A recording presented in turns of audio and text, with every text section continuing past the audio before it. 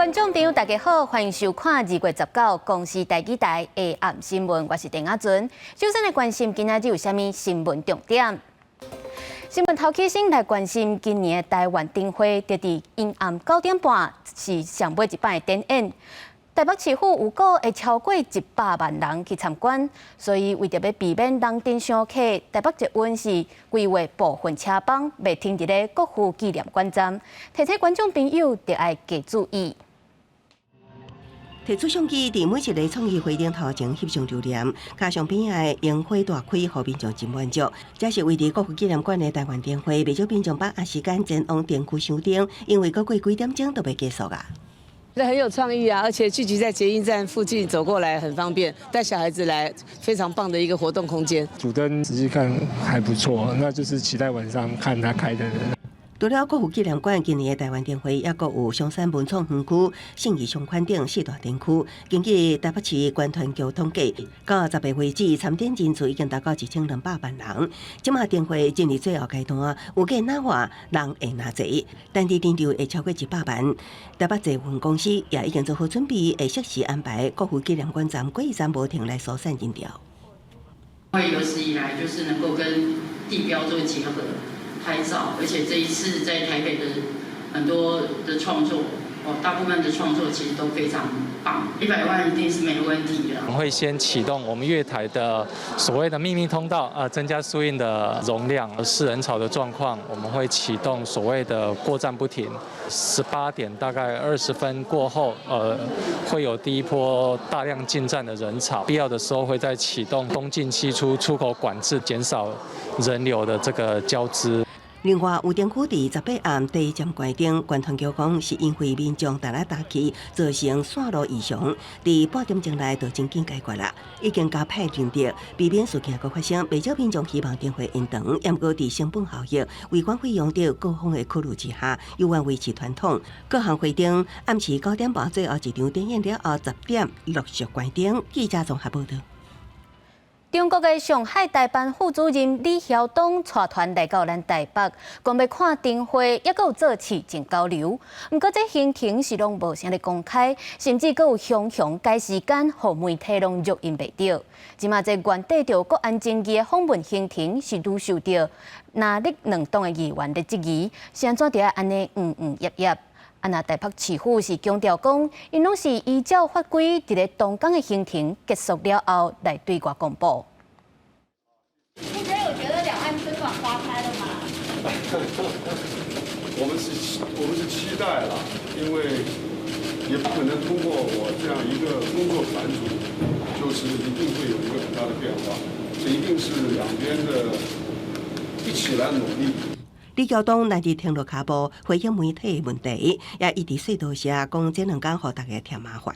伊会安尼讲，就是因为相关行程事前真保密，也毋过依照公布行程，18访问团暗时8点会到台湾灯会上海灯区赏灯，也毋过行程煞提前3点钟，引起哪力议员的批评。除非因为安全的疑虑不然任何形式的交流，我想正常化、大大方方的，就像对待其他的外宾一样，我觉得这才是正确的待客之道。台北市政府偷偷摸摸不愿意公开行程，当然会让人家觉得这里面是不是有黑箱操作，见不得人哦。这些行程其实也都经过陆委会的核准了，我想我们也都有共识，就是照这样原则来进行。北市府讲，访问团在台期间会伫迄天行程结束了后公布当日行程。学者分析，两岸换3年无官方来往，这摆上海访问团是来试水温的。上海市的台办副主任过来，那只是来一个试水温。我想这一次蒋万安跟这个李晓东这个见面表现的状况可能会影响到后续的其他人来访的这样的一个行程。学者认为，即摆上海访问团暂时无管，行程保密，甚至临时改变，互媒体找无，对访问团来讲是无礼貌的做法。另外，访问团有计20会甲台北市长蒋万安会面，敢是会触及中科商社论坛等敏感议题，有待观察。记者综合报道。国际上要紧来看，美国国务卿布林肯刊文表示，伊去参加慕尼黑安全会议，有和中国的中央外事办主任王毅进行无正式的会谈，针对中国的气球进入美国领空这件代志，来甲警告讲袂当搁再犯。那日本的外务大臣林芳正嘛有甲王毅讲到台海和平的重要性。不过，就算安尼，中国嘛是继续派军机、军舰来威胁台海。有学者就分析讲，这是因为中国想要家己来处理两岸的问题。被问到是毋是要甲中国中央外事工作委员会办公室主任王毅会面，布林肯无愿意回应。伫气球事件了后，美中关系佫紧张。不过，伫慕尼黑安全会议煞出现转变，布林肯甲王毅进行非正式接触。会后，布林肯伫推特发文，指伊当面警告王毅，气球进入美国领空的代志绝对不可再犯。不过，其实两人会面进前，王毅则强调，所谓间谍气球根本是民用气球，批评美国处理方式。悍然出动先进的战机，用导弹打下一个气球来，这种行为匪夷所思，近乎歇斯底里。慕尼黑安全会议不止美中活动，日本外务大臣林芳正也甲王毅会谈。林芳正佫讲到台海和平稳定的重要性，就算周边国家一再强调台海爱和平稳定，不过强机依然继续招台。国防部公布，为18到19透早，强机强舰佫伫台海周边活动。学者分析，中国一直想要家己直接处理两岸问题。北京的一个想法就是说，直接来处理两岸的问题，不要跟着不管是美国或日本的这音乐起舞。就算中国继续对台军事施压，不过19到4月美国众议员到台湾访问，也是新一届众议院组成了第一个访问团。外交部表示，访问团会见蔡英文总统，也显示美国对台部分党派强烈支持，会继续深化台美合作的友好关系。记者综合报道。继续关心国际情势，北韩让48天又搁试射一粒飞弹，而且这是可能会当射到美国的弹道飞弹，引起美国、日本和南韩的谴责。外国媒体拢认为，这摆射飞弹反射就是要针对后个月美韩联合军演所做的警告。另外，以色列伫咧礼拜冒向叙利亚的首都发射飞弹来攻击，造成15个人死亡。北韩18下晡向东部海峡发射一粒火星15型洲际弹道飞弹，这是今年第2摆试射弹道飞弹。根据日韩2个安全部门，飞弹最后落在北海道西边日本经济海峡。分析认为，这是为警告美韩要伫下个月举办的联合军演，甲美国召集联合国安理会讨论北韩问题才启动。美日韩拢发出严厉谴责。This is an outrageous act which escalates the level of provocation against the international community. Such act is absolutely unacceptable. It is a clear violation of UN Security Council resolutions, and the international community must be united and take resolute response. 北韩外方媒体报道，这摆飞弹试射是北韩领导人金正恩下令新成立的导弹总局执行的第一个任务，要向美国甲南韩展现北韩的致命核反击能力。事实上，北韩这个月7日才伫建军节大型阅兵仪式，展示技术由北韩家己制造的新型飞弹。外国媒体迄时阵就推测使用固态燃料，过程成立相关的部队负责研发甲试射。这摆试射的火星15型洲际弹道飞弹，普遍被认为射程引到美国。We call on others to condemn this action, to take appropriate steps, including the effective enforcement of sanctions. 另外，法新社表示，以色列拜日发射飞弹攻击叙利亚首都大马士革，造成15人死亡，一栋13楼高的建筑摧毁。攻击地点伫一间伊朗文化中心附近，周围是戒备真严的主题区，甲高级官员、情报部门的所在。目前无法度知影是毋是针对特定单位发动攻击。不过，以色列为自2012年叙利亚发生内战以来，真侪摆控制叙利亚政权的据点。迄时阵讲，袂互伊朗的影响力扩大到以色列边界。公司新闻，牛眼朋友。镜头转来看咱台湾南部拢无咧落雨，水情是愈来愈暗斗，包括白河水库、詹文水库、佮有乌山头水库，欠水量拢达到1半以下。所以为3月初一开始，嘉义要升级做减压送水的黄灯，台南是爱减量送水的干嘛是灯号。那高雄虽然因有欠70万吨的水来舀米，不过去年的雨量是干那971毫米，是以往平均的1半。恐惊未来嘛会面对着欠水的危机。这公园压花就惊花打死，暗过高雄预测到2月中先3天落雨，暗过少到无法度算。中央气象局高雄气象站资料显示，去年高雄年雨量只有971毫米，是高雄气象站史上第5届，也是1981年了后落雨上少的一年。我们可以说这近60天了哈，可以把它当成是几乎是零降水。高雄气象站预估3、4月高雄落雨量也不乐观。当然会啊，你要限水的话就没办法用水啦。感觉到最近真的是雨有比较少一点，水真的相对比较少一点。南部地区目前是3春以来上可旱的时阵，白河水库、詹文水库、乌山头水库调水量都无到1半。水利署南区水管局表示，3月初开始，嘉义地区水情定户调整做减压供水黄灯，台南地区调整做减量供水的干嘛式定户。甲时阵台南每月程度以上干业用水户爱省水10%，每日用水量程度以上省水无到10%的用水表延荒，降低水量每月是程度以上亲像游泳池洗车业者慢慢减量供水10%，因为久无落雨，高雄伫全市13个工地设生活刺激用水储水点，互民众免费来压花消防用水者的无甲人体接触的用水。预估呢，水量可以达到4500吨之多哈。那目前已经设置完成的取水口有13处。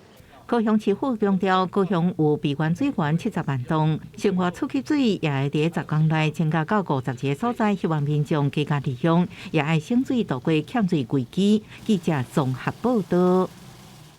今仔日过昼开始，北部东半部就明显有变天环冷，有过这波冷空气伫21到22会上冷，南部台南以北低温可能会降到13度。另外嘛，因为东北季风甲空污吹来台湾，西半部的空气品质拢无介好。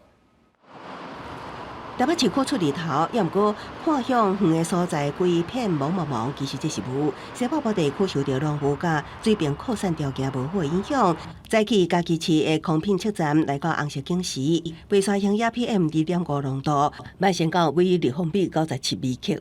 下半日开始，冷空气落南，会带来境外污染。依照目前上游浓度来看，这一波是比较明显显著的，就是稍微就是浓度会比较高一点的那个境外污物的那个影响，整个西半部我想都会是至少是橘色提醒。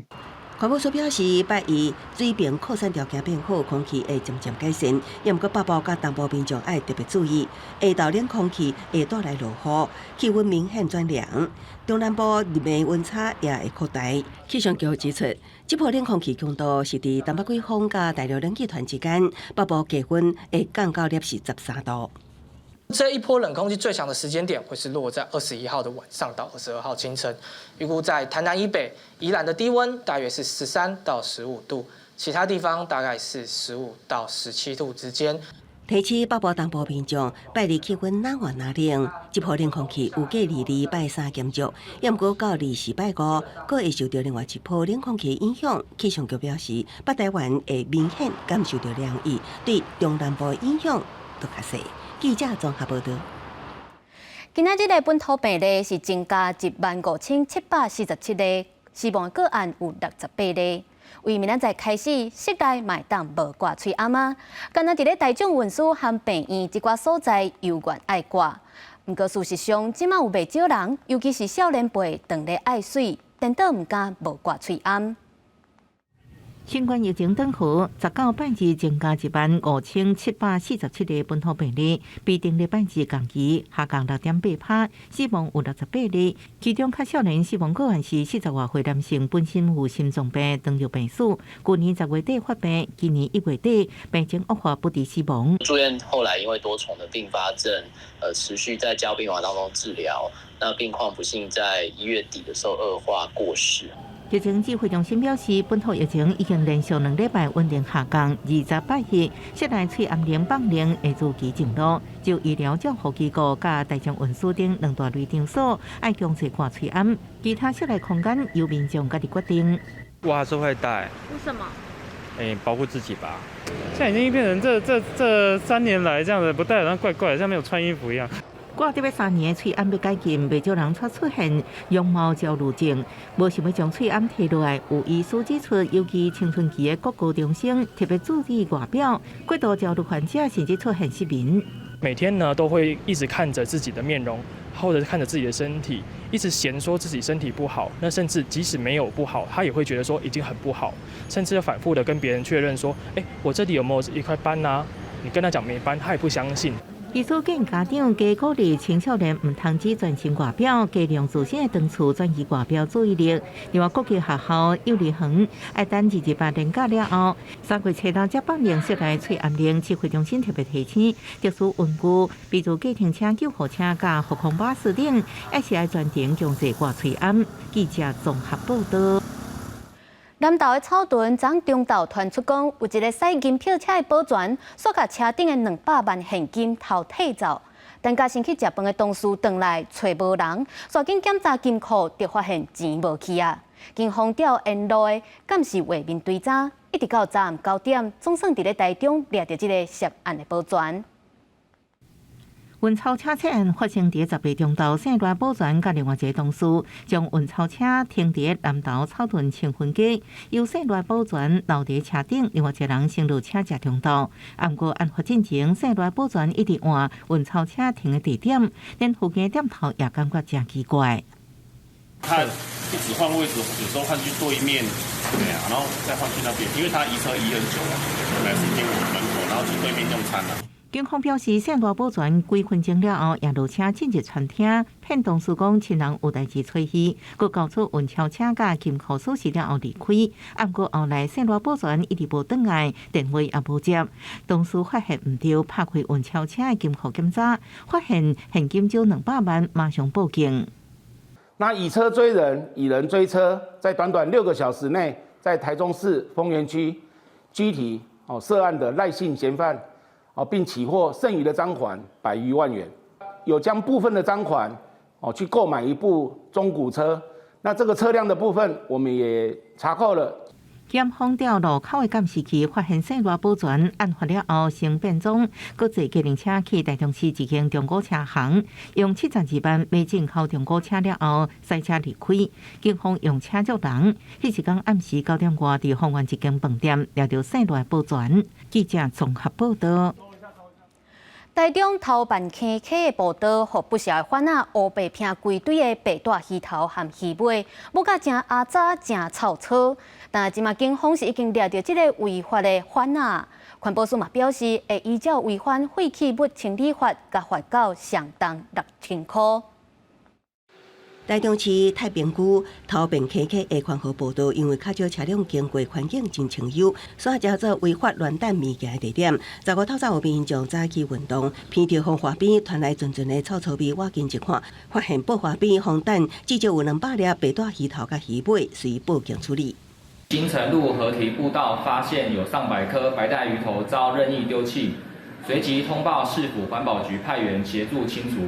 经本所调查发现，一蓝色小货车，其车斗载有盛装渔获之器具，行经上述地点。环保局也接到警方通报，随派员清除这个鱼头甲鱼尾。警方调路口的监视器，发现一台蓝色小货车则是下昼1点多，经过这个路段，无偌久佫原路转去，后车斗佫技术载有装起回相关器具，通知车主姓陈查某人到案说明，伊承认有带鱼头。2月14号下午，有一可疑车辆行经该处，环保局请车主到案说明，诚信车主坦诚，贪图一时方便，将白带鱼头丢去环河步道。环保局调查，违法单鱼头的姓陈查某人本身是鱼贩仔，人客买白带鱼了后，拢会协助将头尾切掉。本来应该是以分类来处理，因过姓陈查某人耍乌白乱弹。环保局认为违规经济重大，会以违反废弃物清理法开罚相关6000的罚款。记者综合报道。台湾的铁基路为日本时代开始大规模建设，所以有真侪用词拢是讲日语，也有南掺台语和客语伫咧内底。平常人恐惊拢听甲雾煞煞。即马国家铁道博物馆就推出全台语的导览，带大家做伙来了解铁路的用词甲文化。本岛这个物件是日本时代开始咧讲的，伊这个事实上是对英文的 point 来的，咱台语就甲号做本岛，看到伊边仔有一个用扳来用扁的物件，火车若过，伊扳有正边也是倒边，火车就会当到伊的应该爱去的方向。原来控制火车方向的设备号做分道，是对外来语反过来。若火车头是叫做车尾，后壁9个车厢就是车颈。导览人员透过以上加语言的分析，甲民众解释铁路用词。较早是大人也是阿公阿嬷，因行拢是骑牛车无毋对，伊看到这种乌色当拖物件咧行，拢会感觉是牛，所以会感觉这应该当号做乌牛啊，这个名做台语开。这是国家铁道博物馆筹备处第一摆举办全台语的导览，吸引40外个民众来参加。除了铁基路车厢设备以外，各种古早铁路餐厅内底的状况展现伫大家面头前。筹备处表示，因逐个月拢有无共主题的导览，希望透过生活化的小解，互大家认捌台湾铁路文化。听起来是台语，毋过可能有条是结合着咱台语、客语，嘛有可能是一寡日本外来语的结合。变成咱台语的生活中的一部分。这款的铁路用这款的名词吼，看会当用这款的机会，不但是讲，互咱民众知影，当买当互咱的一寡的工作人员，伫后来这款的介绍的过程当中吼，看会当更较进一步来做一款学习。国家铁道博物馆上紧每年就会开放部分园区，4年后全面开放。筹备处讲，未来有计会提供华台语导览服务。记者麦上英曾最由台北报道。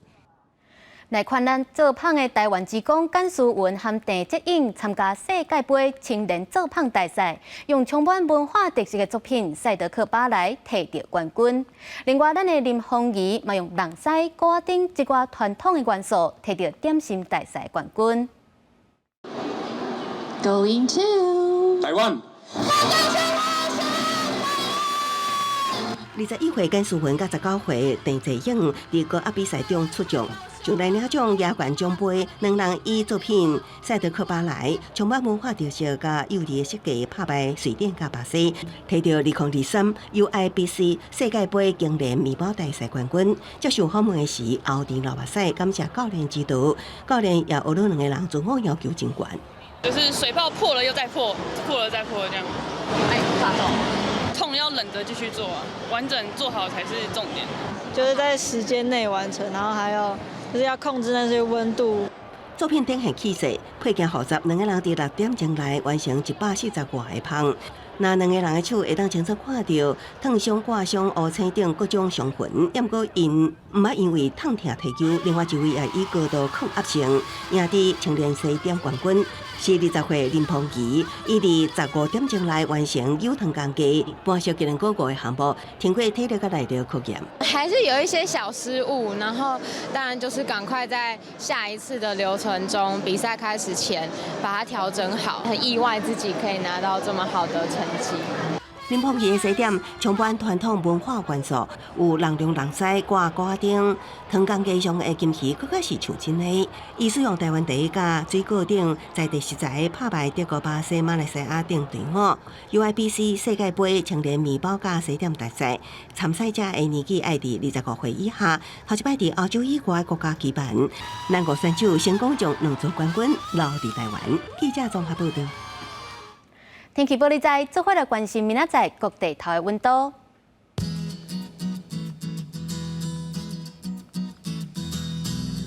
北部地区为14度到17度。